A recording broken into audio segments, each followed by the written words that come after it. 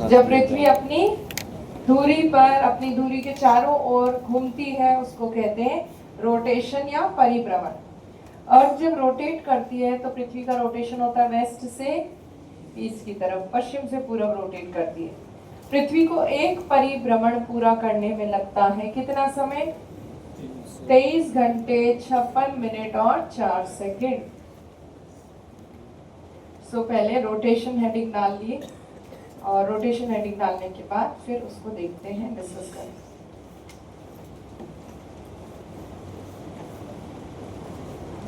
अब मान लीजिए ये अर्थ है और ये अर्थ की एक्सिस है धुरी।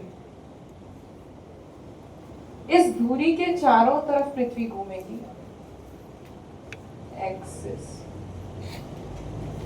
इसके चारों तरफ जब अर्थ घूमेगी तो ऐसे घूमेगी, मतलब इस तरह से, वेस्ट से ईस्ट की तरफ। तो अर्थ का इस तरह से रोटेशन होता है पश्चिम से पूर्व की तरफ अपनी धुरी के चारों तरफ। जिस तरह से यहाँ ग्लोब आप देख रहे हो उसी तरह से अर्थ भी रोटेट करती है। ग्लोब अपनी सुई के चारों तरफ करता है और अर्थ अपनी इमेजिनरी एक्सिस के चारों तरफ रोटेट करती है।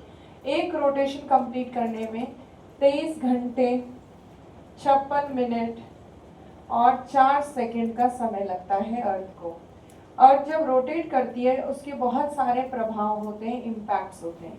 कुछ प्रमुख प्रभावों की अगर बात करें, इफेक्ट्स ऑफ रोटेशन, इफेक्ट्स या प्रभाव, कोई भी प्रभाव बता सकते हो? एक भी। क्या होता है?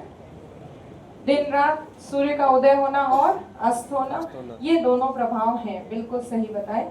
एक तो सूर्य उदय होता है, सनराइज होता है कौन सी दिशा से, और सेट होता है, अस्त होता है वेस्ट। तो सन का ये ईस्ट में पूर्व से उदय होना और पश्चिम से अस्त होना, ये निर्भर करता है पृथ्वी की रोटेशन की डायरेक्शन पे। कैसे करता है वो भी आपको बताती हूँ। वेस्ट पश्चिम, तो एक तो सूर्य का उदय होना पूर्व से और अस्त होना पश्चिम में, दिन और रात का निर्माण, डे और नाइट का फॉर्मेशन, और तीसरा और सबसे इम्पोर्टेंट चीज है, एक बल बनता है इसकी वजह से जिसको कहते हैं कोरियोलिस बल। कोरियोलिस बल को थोड़ा मैं अभी समझाऊंगी, इन चीजों को भी समझाऊंगी अभी। तो सबसे पहले तो सनराइज और सनसेट वाला पॉइंट देख लेते हैं। आपको पता है जब पृथ्वी रोटेट, सपोज सन इस तरफ है, सूरज इस तरफ है, अर्थ रोटेट कर